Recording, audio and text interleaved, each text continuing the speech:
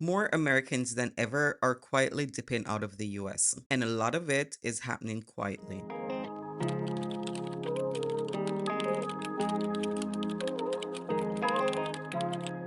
Some people are selling everything. Some are just moving with their laptops to a cheaper country. Others are planning their exit on the low while they sit in traffic or scroll job listings. Today, I want to talk about why this is happening, what the numbers actually say, and most importantly, the real life steps to take if you're feeling that pull to leave but don't know where to start. So if you're new here, hey, I'm Veda. I've been to over 60 countries. I've actually lived in a few, and I left the US as a solo mom with two sons. One is now in college after being world school on the road, and my youngest is still traveling with me. When I first said I was moving abroad with my kids, people acted like I was doing something wild, irresponsible, or even impossible. But here's what I realized quickly: I am not an outlier.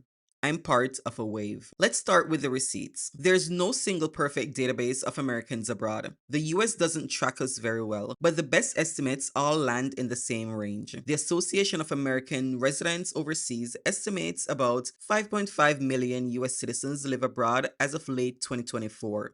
The Federal Voting Agency estimates at least 4.4 million US citizens were living overseas in 2022. So, depending on the method, we're talking roughly 4.5 to 5.5 million Americans already living outside the US. And some analysis pushes that number closer to 7 million and growing. If overseas Americans were a US state, we'd be a mid-pack populated city. And then there's the desire to leave. A Monmouth University poll in 2024 found that 34% of Americans, about 1 in 3, would like to settle in another country if they had the freedom and means to do it. That's up from just 10% in 1974. A 2025 Harris poll found 44% of Americans have seriously considered retiring abroad, and about 14% are actively planning or contemplating a move within the next 2 years. So if you're sitting in your apartment scrolling move abroad content thinking, is it just me?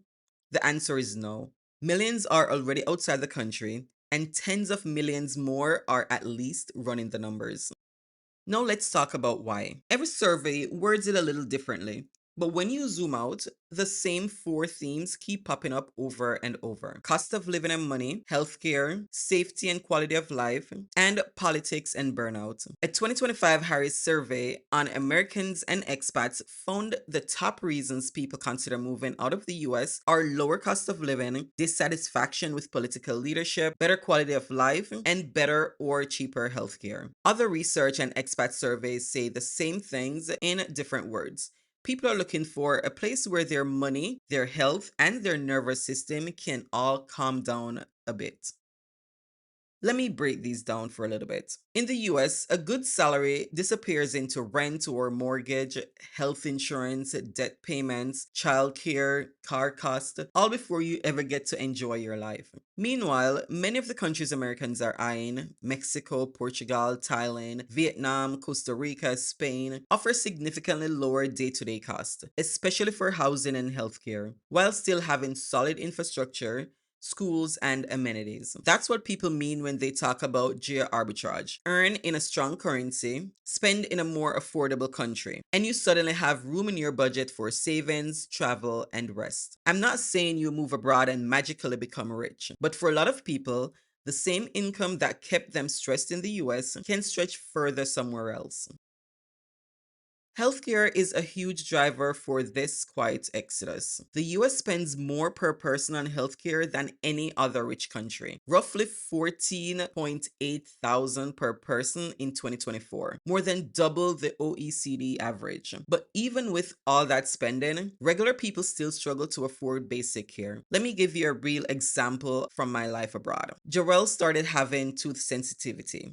In the US, a lot of parents would just hope it goes away because they're worried about the bill. Where we are currently living in Bangkok, I took him straight to the dentist.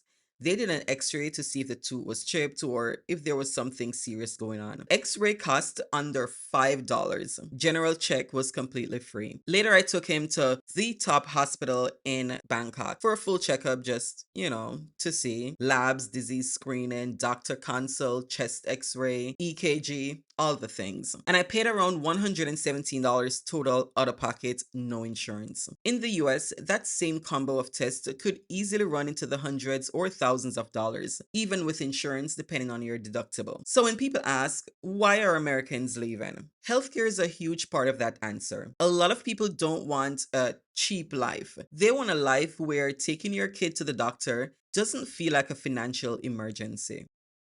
Another thing that shows up in the data is stress, political, economic, emotional. Polls show a record share of Americans say they feel the country is on the wrong track, and that absolutely bleeds into why people are thinking of leaving. When Harris and other pollsters ask people why they're considering retiring or moving abroad, you see reasons like desire for a calmer political climate, wanting to feel safer, wanting better work-life balance, and more time with family. A lot of folks are just tired of feeling like their whole life is work, bills, and doom scrolling. For families, that can sound like, I don't want my kids doing active shooter drills. I don't want to work myself into the ground to afford basic things. So again, it's not just I want pretty beaches. It's I want to wake up and not feel like my nervous system is under attack 24/7.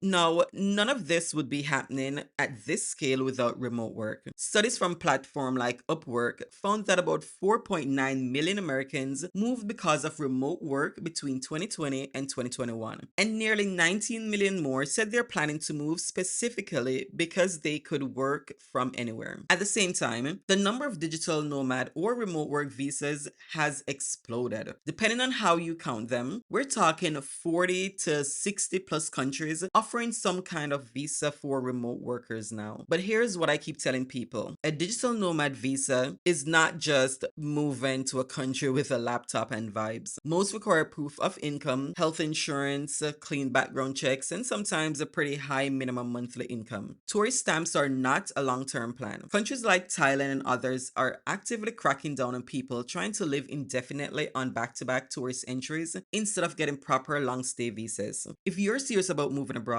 you want to build your life on legal, boring paperwork, not on the hope that immigration just won't notice you. Another conversation I refuse to skip is the backlash. In places like Mexico City, Lisbon, and other big destination cities, there have been protests and a lot of online anger about foreigners and digital nomads driving up rent and pricing locals out of their own neighborhood. Some of that anger gets misdirected at random individuals, but the core issue is real. So if you're thinking about moving abroad, you have to hold two truths. You absolutely deserve safety, peace, and a better life. You also have a responsibility to not treat someone else's home like your discount playground. For me, being a good guest looks like learning at least basic phrases in the local language, respecting the culture and laws, renting in a way that doesn't blow up the local market, supporting local businesses, not just international chains, listening more than you talk. If we want this lifestyle to stay possible, we can't ignore the impact we have. All right, so let's get practical. If you're watching this and thinking, okay, that's me, I want out, but I have no idea where to start. Here's a simple roadmap. You might not follow these in perfect order, but these are the pieces you'll need. First, get brutally honest about why you want to leave. Is it money, safety, healthcare, burnout, your kid's future? Write it down because your why will shape where you go and how you structure your life there. For example, if healthcare is your number one, you'll weigh countries with strong public or affordable private systems. If it's cost of living, your shortlist might look like Latin America or Southeast Asia. If it's EU access for kids, education, you might look at Portugal, Spain, France, etc. Next, money. What do you bring in every month realistically? What are the non-negotiable expenses that you have? Debt, kids, support for family. What kind of exit fund can you build? Even if it's just a few $1,000s to start. Then start looking at cost of living data for potential countries and cities. Rent, groceries, transport, healthcare. A lot of Americans find they can live decently in some of these countries on $2,000 to $3,000 a month, where they'd need way more in the US. This is why planning beats daydreaming. You'd be surprised how different different your lifestyle looks when you plug your same income into a different city. Then we have the income piece. For most of us, moving abroad long term means your income has to be at least semi location independent. That could be a fully remote job with a US company or an international company, freelancing or consulting, teaching online, running a digital product shop, or a mix of a few things. If you're already working remotely and still paying US prices for everything, that's actually good news. You're closer than you think. From there, start shortlisting countries. I like to think in two layers: vibe, climate, culture, language, food, walkability, community, what you and your kids actually enjoy. Visa reality. Can you legally stay there more than 90 days? Some common visa types Americans use: retirement visa for older folks with pension and saving, long stay visitor visa in some EU countries, digital nomad or remote work visas, education visas, language schools or university, and family or partner visas. Start by reading the official immigration pages for just 2 or 3 countries instead of trying to research the entire globe at once. Whatever country you choose, you'll almost always need a version of some documents: valid passport with plenty of time left, bank statement and or proof of income, tax returns for the last 1 to 3 years, birth certificates for you and your kids, marriage, divorce documents if relevant, a clean background check, health insurance proof. Start a digital folder now, scan everything, name the files clearly. You'll thank yourself later when you're not panicking because a consulate suddenly wants a random document from 5 years ago. If it's possible for you, do a test run. That might look like 1 to 3 months in your top country or city, staying in a normal apartment, not just a hotel.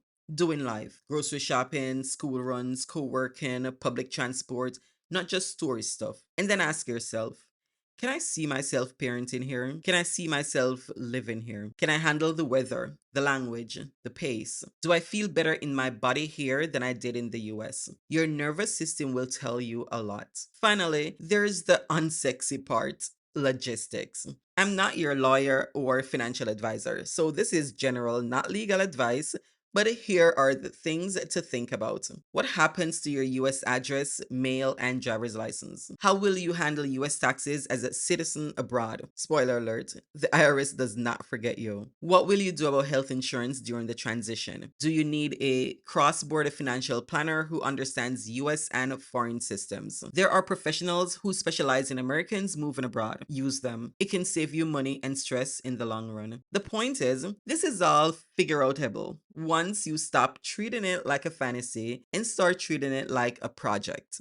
So here's what I want you to take from this. You're not crazy for wanting more than working, worrying, and trying to survive rising costs in the US. Millions of Americans are already abroad, and millions more are quietly planning their exit. It's not rich people and Instagram nomads. There are teachers, nurses, single parents, remote workers, retirees, and regular folks who just got tired of the math not adding up. Is moving abroad easy? No. Is it possible? Yes. Is it worth at least exploring if your spirit is screaming for change?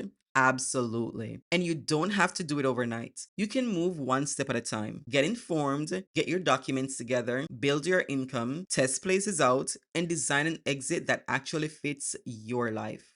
If you're feeling that pull, that shift, like there has to be more than working and worrying in the States, follow along. I share real talk and visas, money, and logistics so you can plan your exit and build a life abroad on purpose. Thank you for watching, guys. I'll see you in the next video. Bye.